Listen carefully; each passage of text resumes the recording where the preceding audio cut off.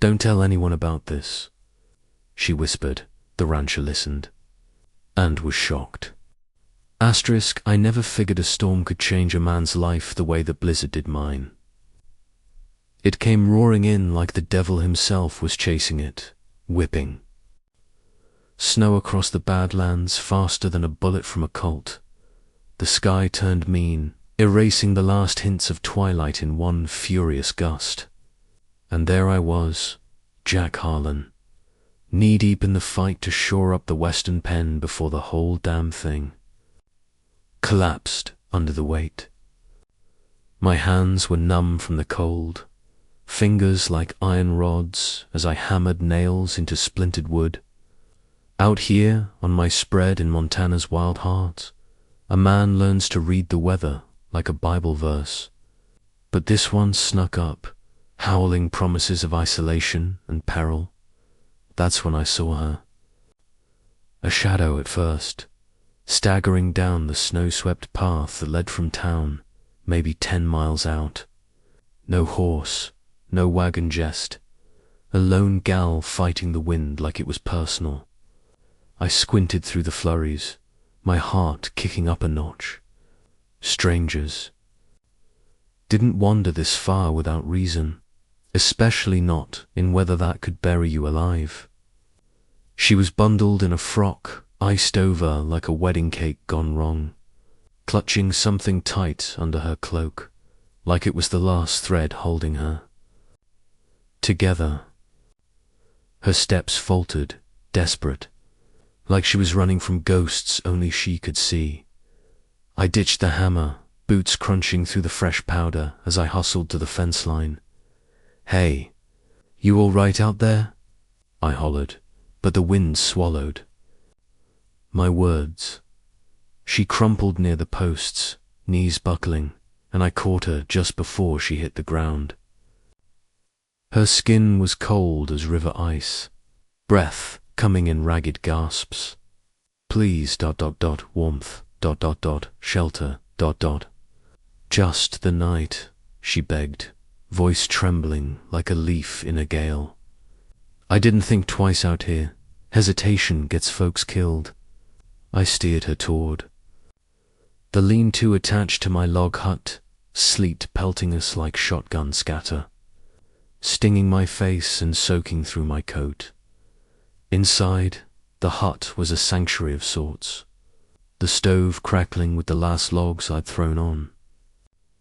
She thawed by the heat, shaking bad, her eyes flicking to every crick and shadow like she expected trouble to bust through the door. I slung a heavy wool throw over her shoulders, which was my ma's old one, frayed but warmed and fixed a pot of fat. Joe, black and strong, setting it down easy on the rough-hewn table. "Name's Jack," I said in that slow drawl. "Folks out west pick up, like words are too precious to rush. You're square here, ma'am. No one's coomin' for ya on my watch." Her mitts trembled fierce as she lifted the tin cup, spilling a drop or two. Her words faint against the wind's wail outside. The squall pounded the roof, moaning like lost souls begging for mercy. I fiddled with odds and ends around the place, stoking the fire, checking the shutters to give her space, but I couldn't help glancing her way. What kind of hell had pushed her out into this? Her face was pale, framed by dark locks thawing into curls, eyes wide with a fear that went bone deep. She looked like she'd seen the underbelly of the world, the parts polite society pretends don't exist.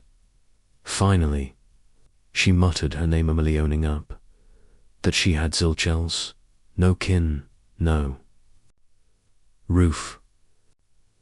Her voice cracked, and something in me stirred. A protective urge I hadn't felt since losing Sarah years back to that fever that swept the valley. I brushed it off casual-like. "In this neck o' the woods, we back each other or get eat alive," I told her, pouring myself a cup to sit across from her. The steam rose between us, a fragile barrier, I rustled up some grub hash from last night's venison and hardtack biscuits. She pecked at it like a bird, mesmerized by the fire's dance, its flames reflecting in her eyes like unshed tears. The silence stretched, broken only by the storm's fury, until she probed me about locking away truths that burn inside. You ever keep a secret so heavy it feels like it'll crush you? She asked, her voice soft but edged with pain. I leaned back. In my chair, the wood creaking under me. Reckon we all towed burdens. Some Havairan, a hangman's noose, I replied, thinking of my own ghost Sarah's grave out back, the ranch debts piling up like snowdrifts, the loneliness that gnawed at nights. But hers felt different, rawer. She dug deeper, her eyes locking on mine. What if keeping mum lets harm spread like prairie fire? What if silence makes you complicit? Her words hung there, heavy as lead, and I felt a chill that had nothing to do with the blizzard. In a quivering hush, she spilled it. Don't tell anyone about this, she whispered, leaning close, her breath warm against the cold air. She named Barretelius Barrett, the town's Bible thumper, the man who preached fire and brimstone every Sunday, shaking his fist at sin while folks nodded like sheep. But he was a fiend, she said, who'd ravaged her and more, his godly front veiling sins that would make the devil blush. He'd cornered her in the shadows of his big house on the hill, used his power to silence her screams, and when she fought back, he turned the town against her. Barrett had the whole range rigged in his favor, owned the bank, the saloon, half the land deeds. Folks whispered he was untouchable, a pillar of the community with a wife who turned blind eyes and debities in his pocket. Emily had tried squealing. To the Star once, old Sheriff Harlan, but they called her a yarn spinner, a dame chasing drama or gold. You're just a saloon girl with loose morals, they'd sneered, Barrett's cronies circling like vultures. He'd hissed in her ear later, flap your gums again, and I'll erase you for good, make it look like you just up and vanished into the Badlands. My temper simmered hot, fists clenching under the table. I'd seen Barrett's type before, slick as snake oil, hiding rot behind hymns and handshakes. At roundups, he'd flash that oily grin, buying loyalties with whiskey and favors. But hearing it from her, seeing the terror in her eyes, it hit different.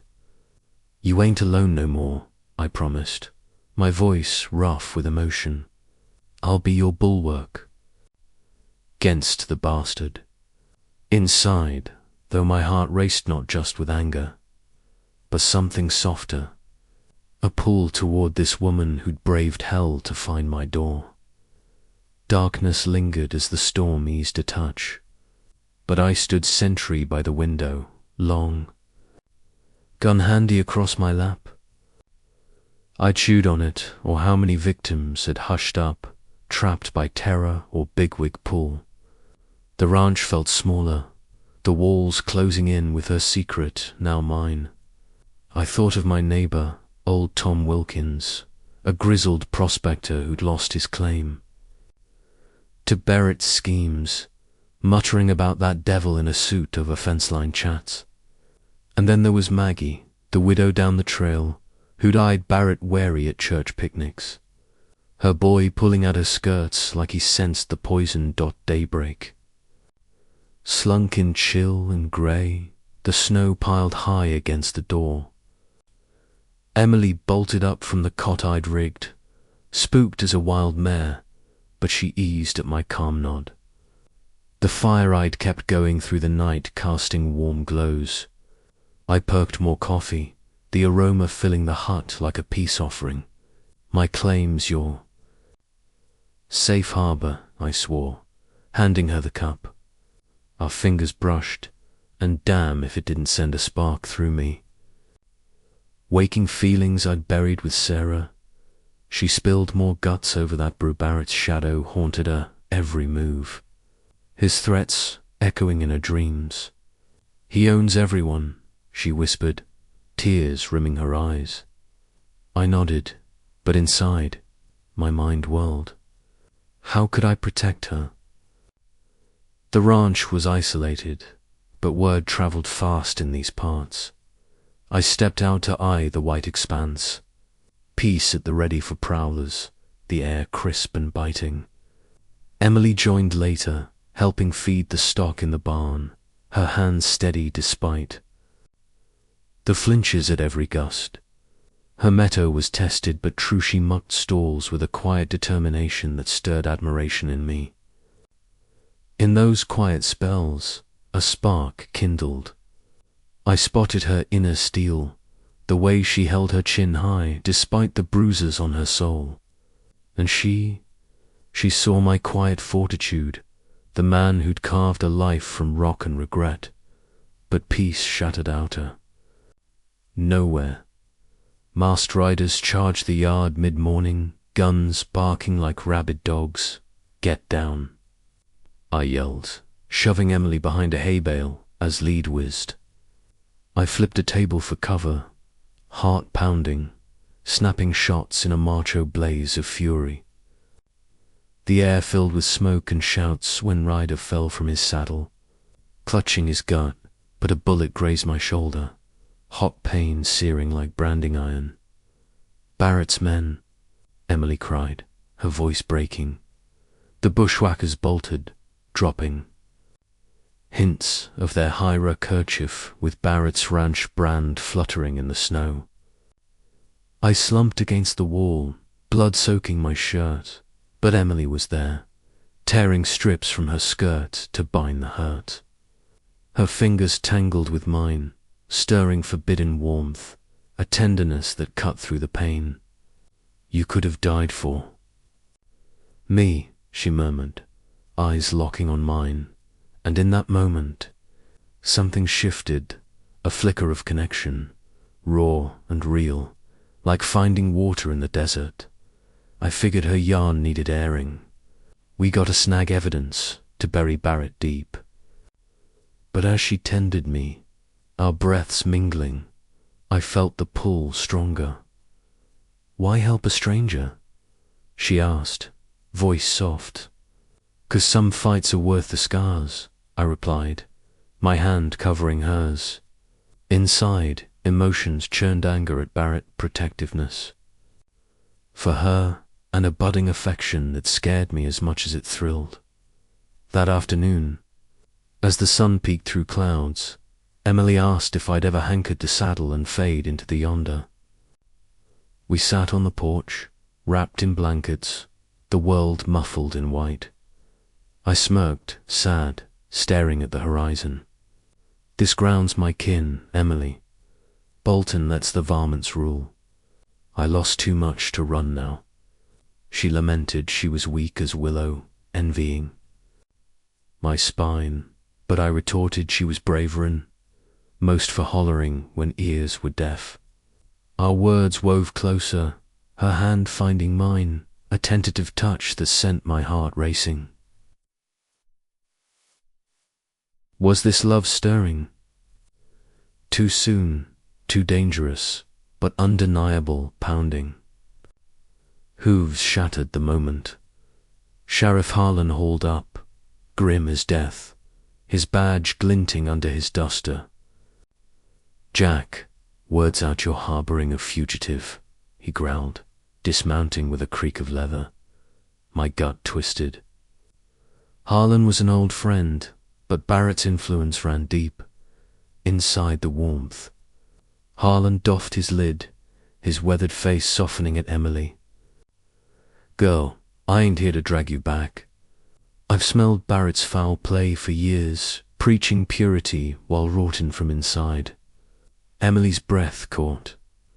Tailies from others, he said, got stomped by scarce or payoffs widows like Maggie, girls from the saloon.